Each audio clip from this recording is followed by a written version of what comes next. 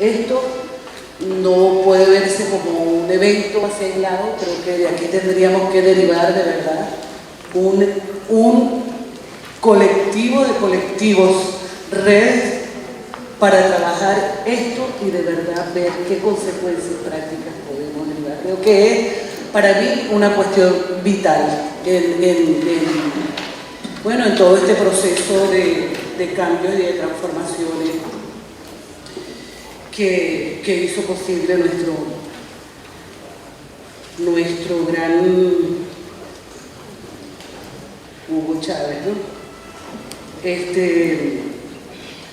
Bueno, yo voy a comenzar con una palabra de Rigoberto Lanz, que, como ustedes saben, ocupó parte de su vida, apostó duramente a la transformación universitaria, y él siempre decía, si podemos pensar y transformar verdaderamente la universidad sin cambiar el pensamiento.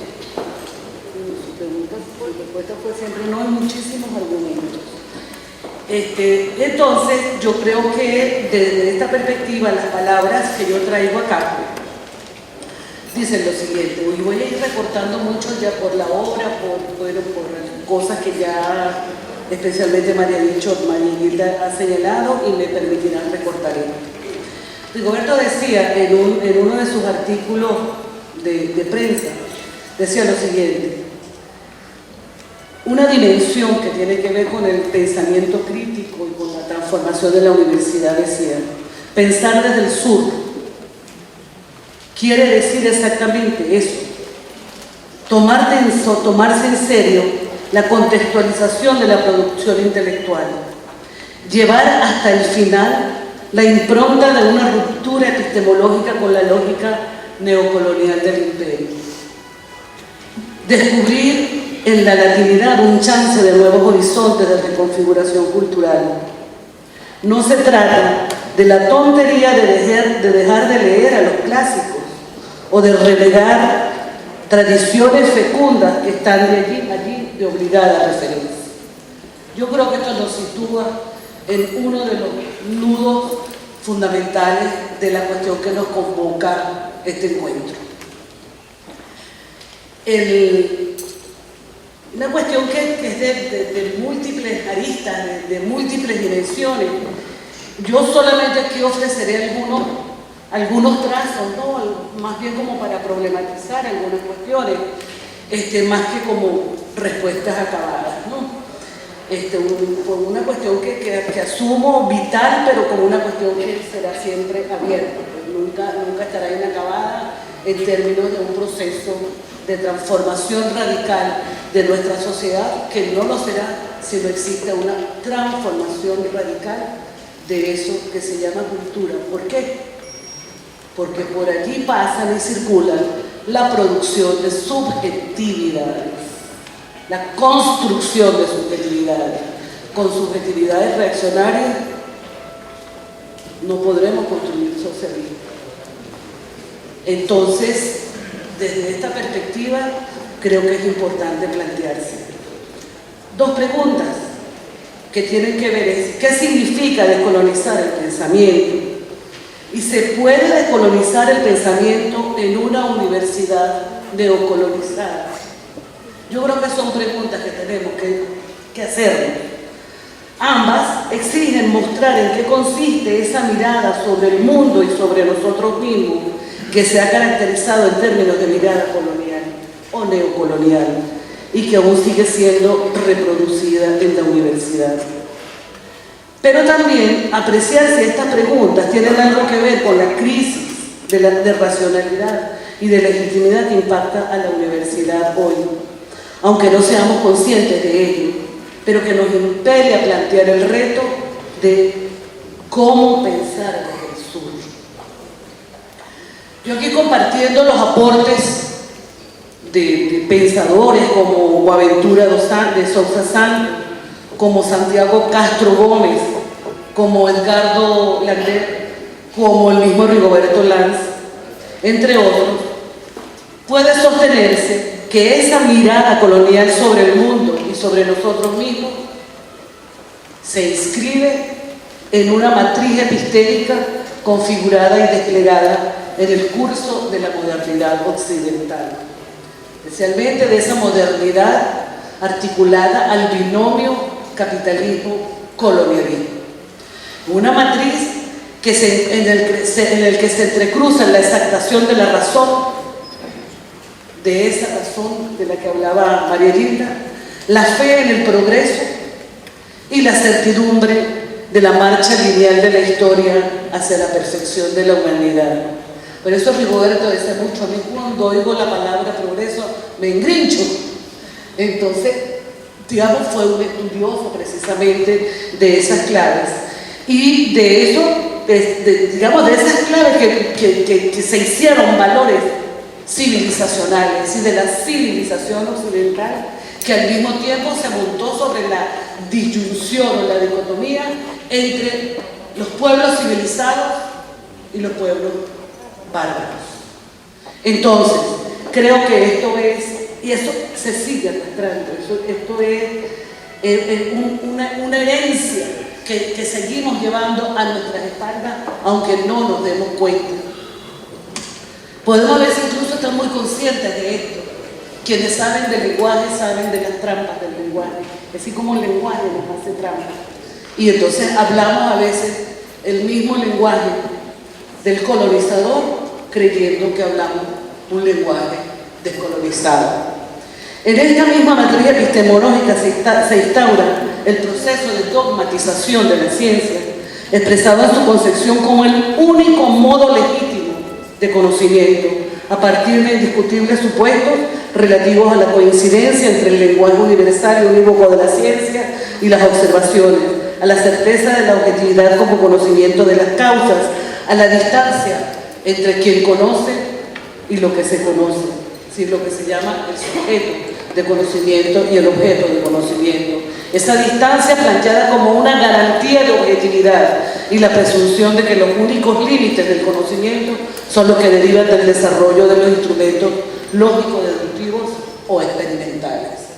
Esto, señores, con formas distintas maneras, sigue estando presente en nuestras universidades del sur.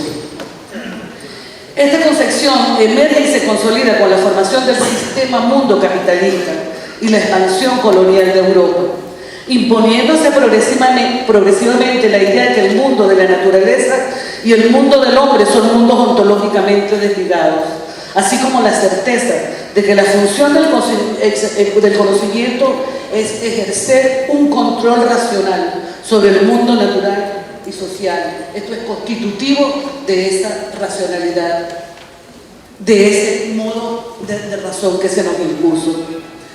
Ello, desde luego, comporta ciertos rasgos del desarrollo científico que Edgar Morin, en un libro que se llama Ciencia con Conciencia, ha identificado como algunos rasgos de este modelo. Solamente voy a tomar dos que me parecen claves para este encuentro. Uno, la tendencia a la anonimización que acompaña la tendencia a la fragmentación. Se separa naturaleza, sociedad, se separan los ámbitos de saber, se separan, bueno, todo lo que podamos separar. Se establecen las instituciones, es decir, las particiones en las que hemos estado acostumbrados, como el error, la verdad, lo falso, lo cierto, la naturaleza, la cultura, el loco, el normal, ¿sí? La razón, la locura, el normal, el anormal, todo eso viene de esa misma matriz y nosotros seguimos operando con esas particiones. Esa tendencia entonces, esa anonimización ligada a la fragmentación, se debe a que el saber ha dejado de ser pensado, ha dejado de ser reflexionado, para ser destinado más a acumulación en bancos de datos y luego computado por instancias manipuladoras, empresas y estados. El segundo elemento a destacar es la ignorancia de los especialistas respecto de todo aquello que no concierna a su disciplina, incluso a su subdisciplina, a su pedacito de la disciplina, porque cada vez se especializa científica más la cosa, con lo cual se renuncia a la reflexión sobre los asuntos vitales de nuestro tiempo, incluyendo la reconfiguración del saber y su finalidad ética, política, social, cultural, etc.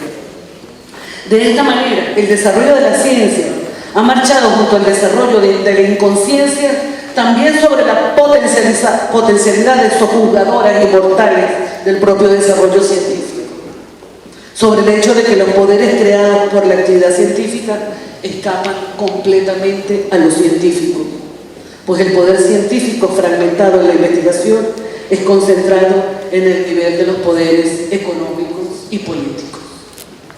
La hegemonía de la que he venido planteando ha de entenderse especialmente a partir del hecho de que el poder que la ciencia ejerce en la sociedad es el resultado histórico concreto de ejercicio de relaciones de poder. Relaciones de saber-poder. No hay poder sin saber. Y no hay saber que no tenga efecto de poder, como lo mostró Michel Foucault en muchos de sus análisis. El poder de la ciencia, está integrado al poder de identificar, vigilar, organizar, clasificar, regular, controlar individuos y poblaciones.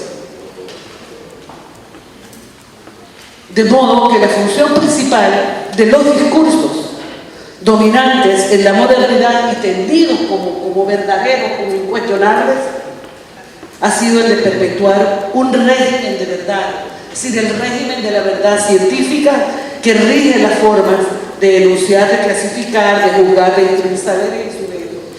Todo se justifica en la ciencia para que la gente se quede callada. Si usted quiere que la gente se quede callada y que no refute, dígale que eso es científico.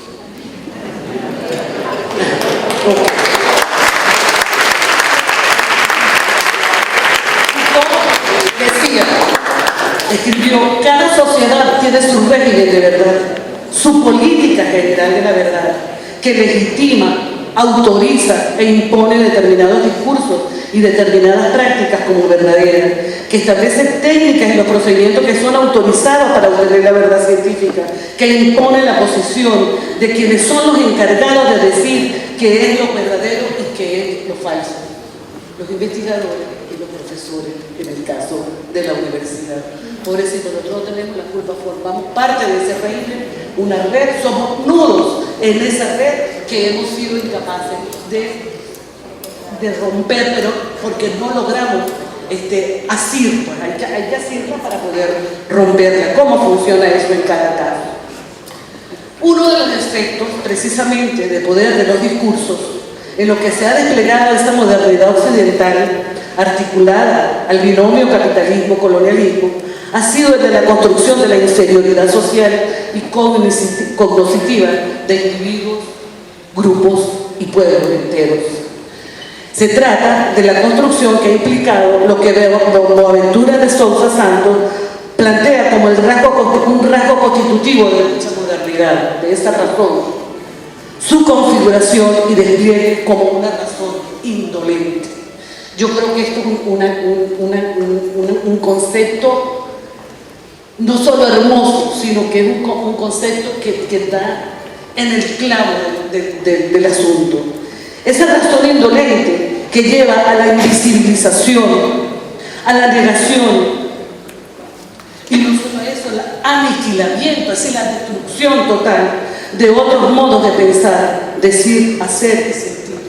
Si no, veamos lo que ocurrió en Irak, es decir, toda la destrucción de las bibliotecas, y vamos viendo, digamos, todos estos elementos, lo que ocurre con las dictaduras. Es decir, ¿qué queman primero? Los libros. Lo que ocurrió con la Alemania nazi. Es decir, aniquilar toda una cultura. Eso no es así porque se le ocurrió a uno, no. Eso forma parte de una racionalidad política, un tipo de racionalidad, un modo histórico de racionalidad política. No es que sea irracional, es que hay que saber que es racional y que en esa racionalidad es donde está el mayor peligro, precisamente de esas prácticas. El resultado de esta operación ha sido la anulación de plurales formas de experiencia humana, de entramados cognitivos, afectivos, simbólicos y materiales, transmitidos de generación en generación, que han resultado válidos en el sentido de valor para quienes le heredan, proveen de sentido a su vida. Eso, bueno, casi el exterminio. La razón indolente es así, portadora de una epistemología de la ceguera, esa misma de la que hablábamos antes, y reduce el campo de la mirada acerca del mundo y de nosotros mismos, que silencia, ignora, condena y excluye todo saber que no sea susceptible de ser incluido en los límites de un modo de conocimiento cuyo propósito es de conocer para controlar y dominar. Todo lo que es excluido del canon científico no es considerado conocimiento, sino que forma parte del terreno de la opinión, la conjetura, la apariencia, la imaginación, la costumbre o la creencia, el oscurantismo, el error, el atraso. Es decir, esto que se llama, o se ha llamado la doxa en la historia del pensamiento occidental, obstáculo para el verdadero conocimiento. Por ello, la razón indolente o monocultura del saber científico, como también la llama Boaventura, produce un epistemicidio, es decir, la marginación, muerte y olvido de tradiciones culturales y de saberes alternativas, y en consecuencia produce relación de injusticia cognitiva. Concepto que refiere a las condiciones de desigualdad, discriminación o exclusión epistémica y social producidas por ese modo hegemónico global que invisibiliza y priva de reconocimiento y valor a otras formas de saber. Esa materia epistémica que he descrito brevemente ha tenido como lugar privilegiado de encarnación a la universidad moderna. Esa que tenemos todavía en nuestras espaldas, esa que sigue pesando en nosotros, porque el pasado no es lo que pasó, el pasado es más lo que sigue pesando sobre nosotros, que aún persiste en nuestro tiempo, con ciertas alteraciones, desde luego, adaptaciones, readaptaciones a las nuevas exigencias. Esta estructura, esta matriz, se instaló no solo en la estructura disciplinaria de la cual voy a hablar, que ya María Elisa se explayó sobre esto, solamente diríamos que las disciplinas se instituyen precisamente mediante la demarcación, división y especialización del conocimiento experto, tendiendo a la autonomía que ejercen a través de la delimitación de su frontera, del lenguaje que ellas constituyen, pero que también nos constituye. O sea, no solo como investigadores, como profesores, nos constituye como sujetos. Esta lógica, desde luego, forma parte de estos mismos cánones. Pero la lógica disciplinaria también determina la estructura organizativa universitaria. La mayoría, sabemos, funciona por facultades, escuelas, departamentos, cátedras, pero también hay otras organizaciones en otras universidades, otras denominaciones, pero también funciona y están hechas sobre la base de esa lógica disciplinaria. Pero incluso esa lógica disciplinaria, fíjense, en las universidades, nosotros estamos acostumbrados a ver en la burocracia solamente la parte de la administración, digamos, las instancias de las directivas, etcétera, etcétera. Y no vemos que la burocracia también funciona en todo el cuerpo profesoral, etcétera, etcétera, porque la burocracia está caracterizada fundamentalmente por algo: que las cosas sigan siempre igual. Eso caracteriza la burocracia. Entonces aquí también tenemos que meter el ojo y tiene que ver entonces también con los efectos de esa lógica disciplinaria.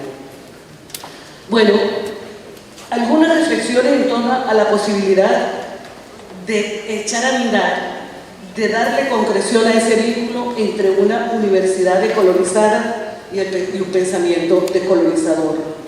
Lo primero a considerar es que esta posibilidad se vincula a la pregunta ¿cómo pensar desde el sur?, cuya respuesta no es tarea fácil. Y aquí voy con lo que planteó al respecto, plantea Boaventura de Sousa. Él dice: el sur fue colonizado por el norte, y por eso mucha de la racionalidad y de los instrumentos de la racionalidad a través de los cuales la modernidad occidental se impuso, y que fueron básicamente dos, el capitalismo y el colonialismo, penetraron profundamente en todo el sur global. Entiendo el sur, que el sur no es geográfico, sino un sur metafórico o retórico, en la medida en que es una metáfora del conjunto de los pueblos que han sufrido sistemáticamente con el colonialismo y el capitalismo. Desde luego, como prosigue este autor, tal imposición no se produjo sin resistencia. Unas de ellas fracasaron, otras rescataron de manera fuerte o débil esas tradiciones, y sobre todo eso, rescatando otras formas de pensar, de imaginar el mundo, otras cosmogonías, otras cosmovisiones que estaban suprimidas o que estaban silenciadas. De este modo, el proceso de rescate de otras formas de pensar y de imaginar el mundo, de estas otras cosmogonías y otras cosmovisiones, implica una serie de rupturas. No es decir, vamos a rescatarlas como cuando uno va a rescatar algo que se le fue para el bote de la basura. La cosa no va por ahí. Implica una serie de rupturas. Primero, y aquí sigo con Boaventura, con la idea de que la modernidad occidental es la única forma de racionalidad. La segunda, con la idea de que la racionalidad occidental es homogénea, pues el anudamiento entre capitalismo y colonialismo anuló también la diversidad de esa racionalidad, al excluir la fecundidad de aportes de pensadores que cuestionaron esa misma racionalidad, que dudaban de toda la certeza de esa racionalidad. De ahí que no solo se trate de resquebrajar la convicción relativa al monopolio del rigor de la racionalidad científica adoptada a ese binomio, sino también de ver que hay otras modernidades occidentales reprimidas, así como de reconocer que hay otras formas de pensar modernas que no son estrictamente occidentales y que vienen de pensamientos ancestrales que son hoy contemporáneas, aunque de una manera distinta. Hasta aquí voy a dejar este asunto porque, bueno, ustedes deben tener apetito, yo también. Voy a ver aquí.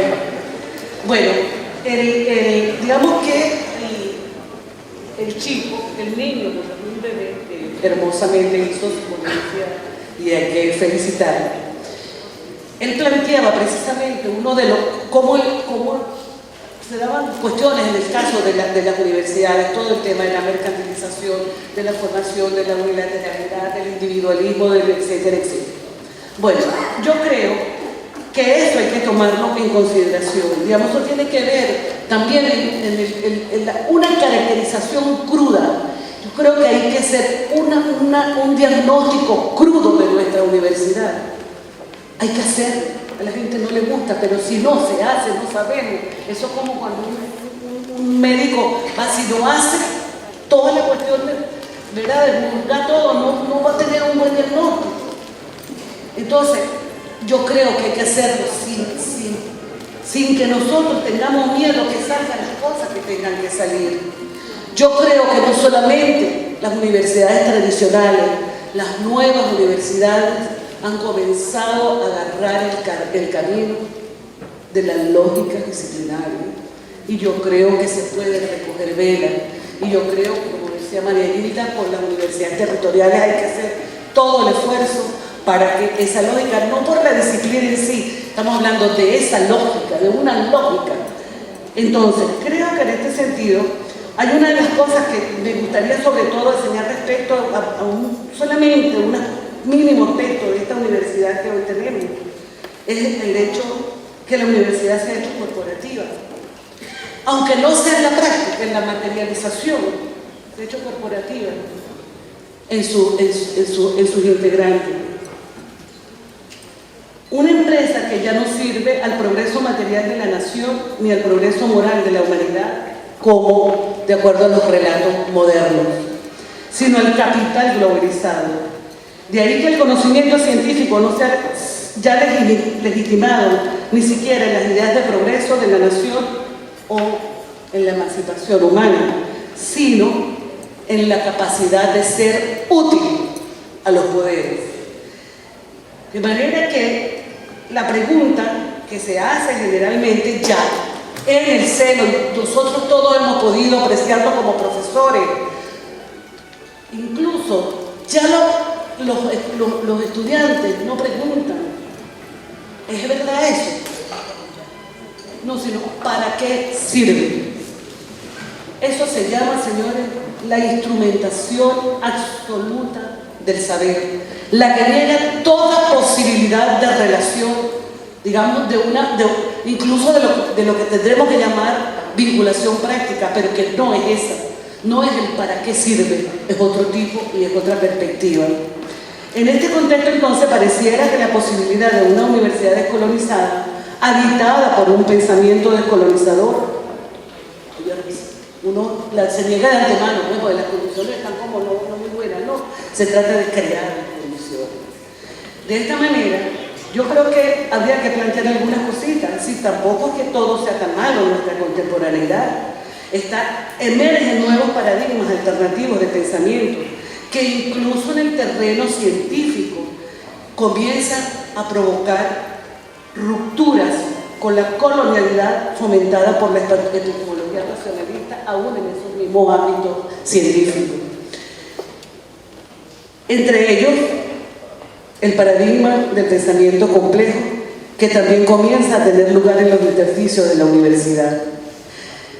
Solamente lo voy a caracterizar. Imagínense, que aquí tengo una experta en pensamiento complejo, la doctora Miriam Balestrini, y bueno, no se trata de una caracterización total, sino vamos a ver como los sentidos, ¿no? Yo creo que ahí este modo de pensar implica sobre todo la configuración de otra política de la verdad.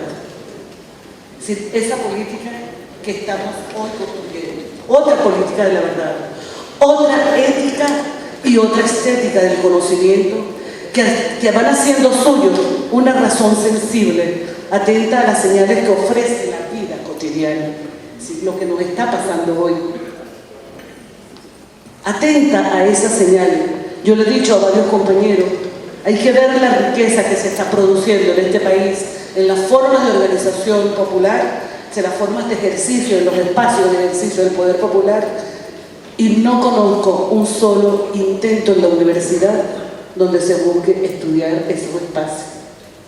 Digamos, estudiarlos con ellos, estudiarlos en otra perspectiva, pero ¿qué está ocurriendo allí? ¿Qué potencia hay? ¿Cómo se juega el tema de la democracia participativa y protagónica, etcétera? Todavía no conozco nada de esto. Entonces, una razón compleja, además de sensible, abierta, sensible porque también está abierta a formas alternativas de saber, es decir, a ese diálogo de saberes. Una razón compleja, abierta a la complejidad constitutiva de lo real de nosotros mismos, haciendo suyo la incertidumbre, el azar, la contradicción, etc. Una razón liberadora, comprometida ética y políticamente con la construcción inacabada de una sociedad justa, libre y solidaria. Bueno, esa que nos dejó precisamente de nuevo replantear, yo no diría replantear, yo creo que recreó un imaginario político vital, es decir, lo que hoy se llama socialismo del siglo XXI. Es decir, si lo estamos planteando, precisamente tenemos que plantear ese tema de la razón liberadora. Sí, gracias precisamente, si quien deja este nuevo imaginario sembrado precisamente fue nuestro gran Hugo Chávez, pero que nosotros tenemos la responsabilidad también de irle dando contenido, porque uno oye también muchas cosas de cómo entiende la gente el socialismo y hay libertad para entenderlo, pero digamos, ir generando nuevas claves de comprensión del mundo y de nosotros mismos es una tarea vital a la que aporta precisamente esta referencia al pensamiento complejo. A mi juicio, La fecundidad de este paradigma para la universidad está vinculada al impulso que se dé a la transdisciplinariedad. Es decir, no veo una cosa separada de la otra. Pues vivimos en un mundo que ya no puede ser entendido desde la lógica disciplinaria, que estructura conocimientos analíticos y ve la realidad de manera fracturada, estableciendo esas particiones dicotómicas. Sin embargo, la universidad sigue pensando un mundo complejo de modo simple y reduccionista, así como persiste en seguir formando profesionales disciplinarios en áreas científicas y humanísticas, pero también disciplinados en el sentido Foucaultiano. Creo que tenemos que estar claros que al formar disciplinariamente también estamos formando en el marco de determinadas relaciones de poder y saber. Disciplinado en el sentido de Foucault significa que se están formando sujetos útiles económicamente y dóciles políticamente, y que se está estructurando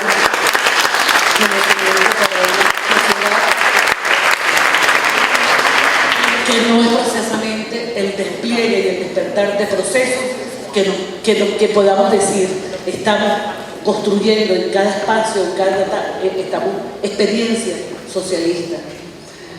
El proceso de transformación universitaria, entonces, guiada por la conjunción entre pensamiento complejo y transdisciplinariedad, implica también caminos de apertura hacia la construcción de la universidad como un espacio transcultural, es decir, no solamente transdisciplinario, sino también cultural. Si no podemos, no hay posibilidades de establecer este vínculo con el pensamiento descolonizador. Es decir, hacer lugar a diferentes formas culturales de producción de saber, donde puedan existir esas distintas formas, pues tal conjunción es inconcebible y realizarse sin poner en juego el diálogo de saberes, que no se limita a la articulación de conocimientos provenientes de varias disciplinas, sino que concierne a algo más profundo y más difícil, que es de la coexistencia de estos conocimientos con otras formas de saber ligadas a tradiciones culturales como los saberes ancestrales, lo que implica la radical ruptura con el colonialismo epistémico de la ciencia occidental. Imagínense que los saberes médicos estuvieran en las universidades junto con los saberes provenientes sobre todo de las culturas indígenas. Entonces, bueno, esa es una cosa que implica muchas culturas.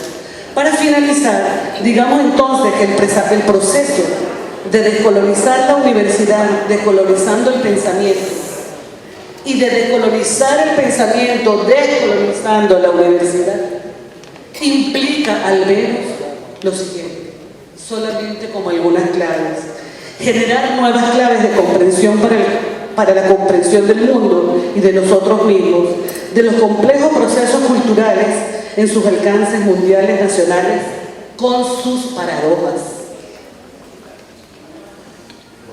Porque esas paradojas son las que están reorganizando también nuestras maneras de ser, de existir, de pensar, de decir y de sentir. 2. Transgredir la lógica disciplinaria, fraguar el pensamiento complejo, transdisciplinario, transcultural, rompiendo precisamente esas particiones binarias a las que estamos acostumbrados y que lo vemos como de una manera natural. Es decir, se trata de cambiar la lógica exclusiva del esto o aquello por la lógica inclusiva del esto y aquello. Combatir la fragmentación del conocimiento y esa lógica mercantil a la que se ha moldado tanto la ciencia como la universidad en el capitalismo globalizado. Y si no se ha moldado materialmente, sí existen incluso muchas aspiraciones en los personales, del grupo, etcétera, que uno no vive la vida universitaria y escucha lo que escucha, ¿no? Construir una relación otra con el saber es otra clave, que interroga lo que se nos da como saber verdadero, que resiste a lo que se nos impone como el único modelo de realidad, de desarrollo, de ciencia, de la política o de la democracia, que restituye su vocación práctica, no como la utilidad del para qué sirve, sino como la actitud y gesto intelectual para cuestionar radicalmente toda forma de dominación, dentro del cual está precisamente eso que llamamos dominación neocolonial, cultural, en el orden del saber y en el orden del poder, para un nuevo modo de pensar, de hacer y de sentir, articulados a los procesos de creación de sociedades de justicia, de igualdad, de libertad, de solidaridad, democrática de verdad, es decir, socialista. Es decir, comenzar también a darle ese contenido en la práctica a ese imaginario, a ese nuevo imaginario, un imaginario, o sea, porque era algo que se había también aniquilado y vuelve a instituirse entre nosotros como un imaginario político radical. Entonces, que no se quede el eslogan, que comience también a cobrar en los cuerpos, en estas maneras también de pensar, de hacer y de sentir.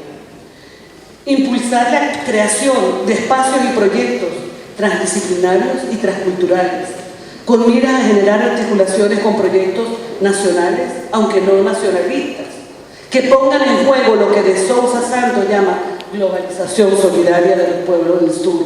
Es decir, esa relación sur-sur también de la que tanto, a lo que tanto nos invitó también nuestro presidente, nuestro eterno presidente. Yo creo que nosotros tenemos que estar, es decir, como con esas palabras siempre resonando, ¿no? Es decir, esa invitación y comenzar entonces a trabajar en términos de esa invitación, de ir dando cuerpo a ese tipo de proyectos. Y cuando hablamos de esa integración, es entonces de esa unidad sur-sur, contraviniendo el hecho de que la ciencia y la universidad hayan devenido aliados del capitalismo globalizado. Creo que hay mucho por hacer y creo que en este mucho por hacer hay que ir haciendo, pensando lo que vamos haciendo y hay que ir pensando, haciendo lo que vamos pensando. En eso consiste precisamente esa dialéctica entre lo teórico y lo práctico. Sí, para mí lo teórico también es práctico, lo práctico es lo teórico. Son dimensiones de un mismo proceso, no es un tema de teoría a ser aplicada. Yo diría por último, y cierro aquí también con Rigoberto Lanz, que nosotros hablábamos mucho de estas cosas, y no solamente en los seminarios, la cuestión, sino también en nuestras conversaciones cotidianas. Y él, en estas conversaciones cotidianas, más en lo que escribía, él insistió mucho en una figura que él planteaba precisamente como una figura vital para la transformación universitaria. Y él decía, la universidad por la que vale la pena luchar hasta sus últimas consecuencias es aquella que asume la producción de conocimiento como su norte primero, la generación de nuevas ideas como su fin principal, nuevas claves de interpretación del mundo y de nosotros mismos, el quehacer intelectual como el eje vertebrador de toda otra función, el debate teórico, la interpelación del pensamiento como su tarea vital, el cultivo del espíritu y la recreación de la dimensión estética como una condición constitutiva de este espacio. De este modo, la actividad de formación estaría siempre en sintonía con ese magma cultural, en donde no es posible el docentismo repetitivo, acrítico y esterilizante. Las comunidades intelectuales son justamente esos dispositivos académicos y organizacionales que garantizan un dinamismo interior volcado a las grandes preguntas, a las agendas trascendentes, a los problemas donde convergen las inquietudes y la búsqueda de cada investigador. Y cuando Rigoberto hablaba de cada investigador, no se estaba refiriendo a la figura autorizada, estaba hablando de estudiantes y de profesores. Solo las comunidades intelectuales podrán dotar a estos espacios la densidad y el espesor político-cultural que se perdieron en la larga noche del pensamiento libre, del pensamiento simple, perdón. Que palabras de Rigoberto hayan sido colocadas para iniciar y culminar este escrito se debe no solo a su pertinencia en el marco de este encuentro, sino como un muy pequeño homenaje a este entrañable amigo que apostó y se batió por una transformación radical de nuestra universidad. Muchas gracias.